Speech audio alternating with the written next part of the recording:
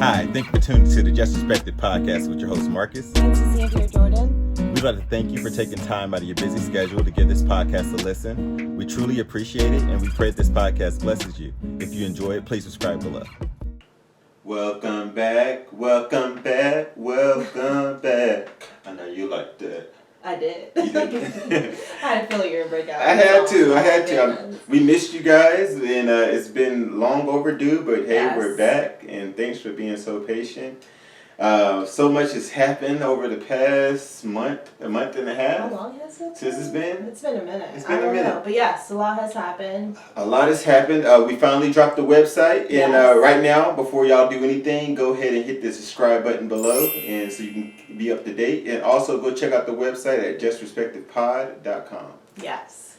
We got a lot of merch coming that's out there for display, so you can go order your merch. Yes. We also have new items coming that's in the works. And we're working on some projects. Yep, so we're very excited about that. But other than that, how are you doing today, love? I'm doing great. How are you? Doing good with your fine ass. Oh, okay. Looking so good. My bad. I'm sorry, y'all. But a lot has happened in the past couple months. But yeah. But we're here. We made it. We're here. We're happy to be back. Yeah. So diving right in. Diving in today. What's on your mind? Like, oh my gosh! Like, I feel like we were talking about this the other day. When we were going on many, car rides. Like, do you feel like you don't give yourself enough credit sometimes? Like, do you discredit yourself, if that's the word? I mean, you know where I'm going with this. Yes. I have seasons of that. And first off, guys, I got to say, mental health is a serious thing. Everyone struggles with it, and we all got to give ourselves grace in the meantime. There's a lot of times we feel like we should overcome and we can just go. But a lot of times, if your mental is not there, you're not going to be effective. Yes. Self-care is very vital. You have to make time to take care of yourself. And that's taking a trip, getting out, going for walks, getting out, meeting friends, speaking to a counselor or a pastor. Just getting around community sometimes. Yes. But definitely speak out your issues and, make it known. Yeah, well, to yourself. To yourself, and hey, if you need accountability, to others. Yes. About discrediting yourself. Discrediting, yeah. A lot of times, I think I dived into that because every time I discredit myself, it holds me back from getting things done. Like from your potential. From my potential. Okay. It's always something that is in self-talk. It's me discrediting myself. It's all in my head. Like your negative thoughts are feeding like your actions. Right. And it's not allowing me to be productive in that sense. You know what I once wrote in a book? Negative thoughts stink, and nobody wants stink following them around. That's just good. Food for thought. That's a shirt. It was from Lisa Turkers. I can never say her last name. It was from one of her books. Yeah. But yes, that's really hard. I mean, I'm sure that I'm not saying that maybe there has been an experience for you that kind of, jump started that. Let's say, because as a kid, you're very innocent and you're kind of fearless, and I feel like sometimes as a kid, well, maybe I was different. I feel like I could do anything up until a certain point where I knew I couldn't do. Well, you can do it, but not hardly anything. I was gonna ask you that. At what age do you feel like you started discrediting yourself a lot? I know for noticing in our youth and also noticing kids around us, it usually come at an early age, probably like 10, 13, where you start downplaying your talents. I would say I was very young. My memory is not the best, so I don't remember much past, kindergarten. Yeah. I mean, that's I will a vague say when I really started to pay attention to it, when I really started to notice, I was probably about maybe between 8, 9. I was fairly young. I would say middle school for me. 6th grade, 7th grade. Okay. That's when that really came in. Where what situation kind of? Was it? It wasn't the talent show. Oh, it was, guys. But you did so good. Yeah, man. Let me give the audience a feedback. Uh, back in middle school, I did. It is like around the time American Idol was so big, so every school started doing their own talent show, calling it their middle school idol. And let's just say the song that he sang was my favorite song of all time growing up. It was like, you know, when you listen to your parents like play songs over. This is one of my favorites. Yeah, I sung Brian McKnight back at 1, and I sung it during a stage in my life where I was going through puberty. I was also singing in choirs and chorus and stuff like that, but when puberty hit and your voice get to cracking and things like that, and you're on the stage and you get ready to hit that high note,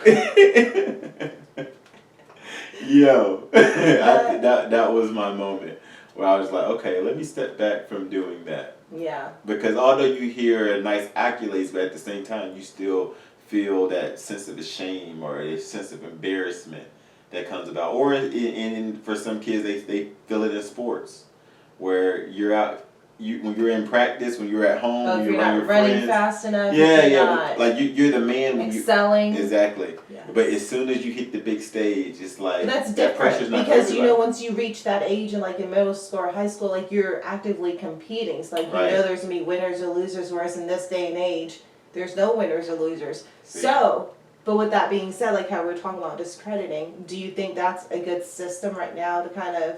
I mean, we're not judging anything. I'm just saying, like, what do you think about it? Like the whole, there's no winners, losers situation. It definitely has to be a winner and loser. Definitely have to be that. I'm talking in all aspects of life. That's like you saying you playing Uno and no one wins. You're like so. True, but these are kids, right? So are we saying? Are you saying that every kid should get a trophy at a certain age, like a participation trophy? Well, I mean, I feel like everyone should. Because you got to look at get a participation trophy because I mean think about it. If you're like 4 years old or 5 years old, I mean at least I know for me like nannying, these kids don't like to lose. When you say I win, you lose. Right. All right. So let me give you my perspective on this. It's not a good situation. This is what I'm thinking. All right. You have some kids that have been taught early about competition. There's winners and losers. Then you have another group of kids that their parents always like told them that they're great, they're awesome, they're the best, you're the winner. So you have a group of kids that grow up thinking like, I'm number one. I mean like a group of number ones just going out in the world. Then you have a group that knows, hey, there's sometimes you win some, you lose some. And you know what, but they're more dedicated. They're more to the point where like, okay, I know I can lose, but I'm gonna go even harder to win. That's true. You realize there's one group when they say no, you can't do this, or no, you lost, they take it horrible. You have to, it got to be a balance. But for that one family who's encouraging them, I'm like, oh my gosh, you're great at everything, kind of like boosting their heads about everything. There's pros and cons to that, because for some of them, your kid really is amazing, awesome, and all that. And for some of them, it's just like, at what point do you admit you're lying to your kid? Because I've witnessed it in my own family where I've seen I'm just going to give you an instance, one of my cousins, like everyone kept, I told you they would do this, so it's like my aunts would kind of boost your heads up. Oh, my gosh, you're the greatest dancer, oh my goodness. You're singing in front of the whole family. You should be a choreographer, or you're the greatest singer. So one of my cousins really thought that she could sing. So she took a solo at church.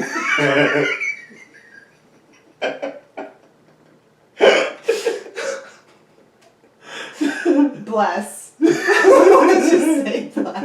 Okay, let them use you. But at least she had that confidence. And you know what I'm going to say about that right now? I kind of envy that confidence because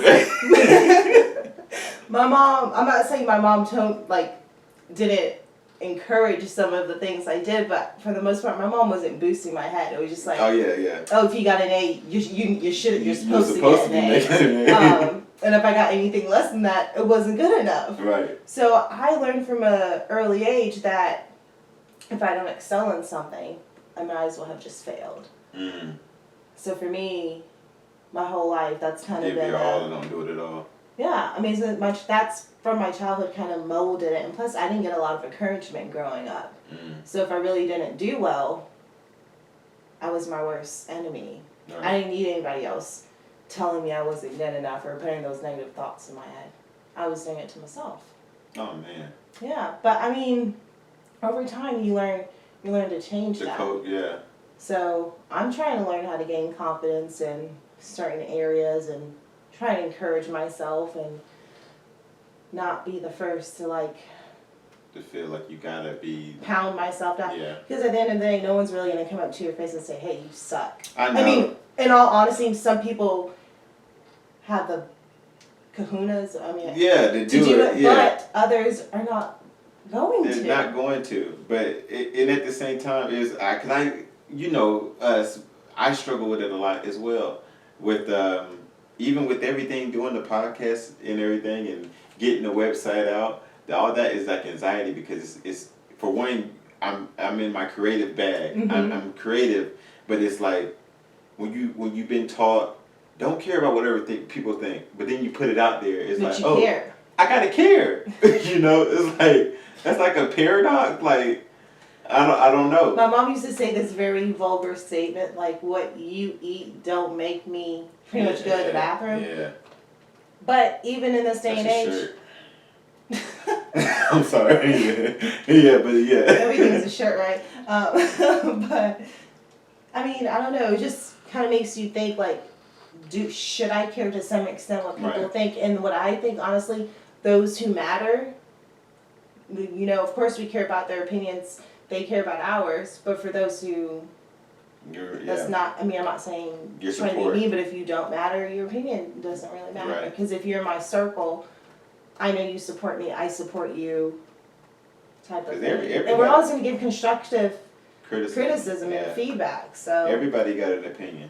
Everybody has an Everybody got an opinion. But at the same time, anything that you put your mind to or you feel like you should be doing in life, you got to go for it all your heart, because at the end of the day, we're going to get to the point where people are not going to be around, and it's just going to be you and God, you and your creator, and that's basically who you're pleasing. Every single day is a test, and so just remember that before you get so down on yourself or start comparing about what other people got going on in their lives, and feeling like things you're deprived of, or feeling like, oh, I need this to be able to do that. Yeah. No, all you have right now in your hand is all you need. If That's you have the mind to think it, I appreciate that. If you have the mind to think it, write the vision, make it plain, and go out and do it. Because at the end of the day, we all have 24 hours, and we don't realize by discrediting ourselves, we're taking away that opportunity to get the work done, to see what we've been trying to manifest from our dreams. So that's true. And if you have no one encouraging you, sometimes you have to be your own cheerleader. You got to give yourself a pat on the back. Yeah.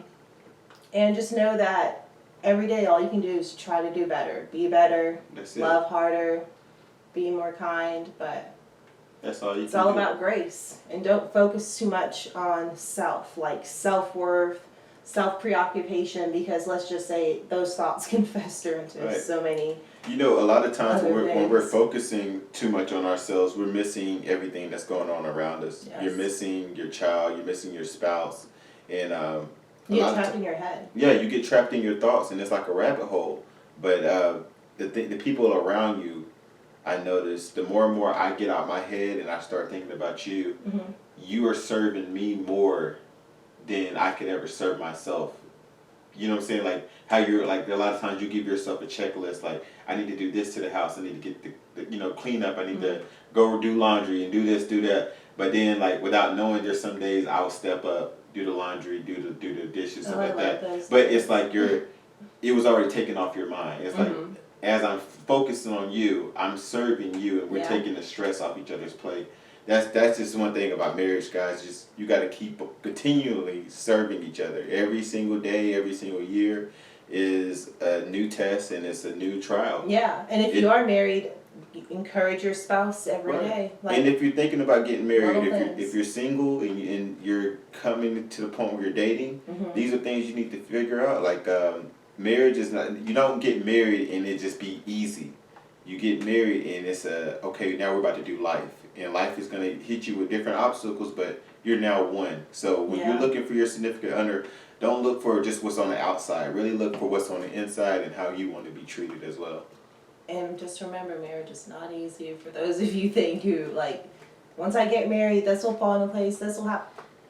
Not necessarily. You got to put in the work at the end of the day. You got to put in the work. At the end of the day, God has called marriage to be so beautiful. Yes. So you got to understand, if he called it to be beautiful, you got to put in the work. You got to put in discipline. If you really think about it, look at an NBA player or any superstar who's perfected their craft over time. They just got better over time. That's how marriage is. Every single day, because you're trying to understand, not just understand who you are as an individual, you're trying to understand your spouse in areas that they need to be served, areas that need to be encouraged, areas where you need to pray for them and be their biggest fan, just like how you need it. It's like more so how you heard the saying, you got to give respect to get it. Mm-hmm. You got to show how you want to be loved to get that back, to get that reciprocated. You can only hope, but yes. You can hope, but I mean, at the same time, you just can't give up. You can't get to the point where it's like... You always got to have hope. Right.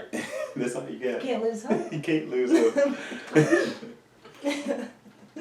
Oh, man, that was good. Yeah. I feel like we still have so much to talk about, but that's for another day. Yeah. We got lots to talk about. But guys, this week, man, what y'all should do, just really getting to the point of finding something, a good read. Do something out of the norm. Find a book to read. Get in your time. If you are in a routine, try waking up 1 hour early. Spend time with God. Really get into His presence and really meditate. You know. And if you're looking for answers, you're feeling lost. There's outlets.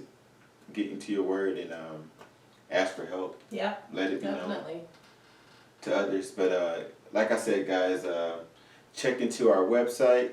For all everything that's updating, the newsletters, just put your emails down and be up to date with everything that's going on. We will be dropping an episode consistently every single week. I promise you guys, every single Friday we will be out.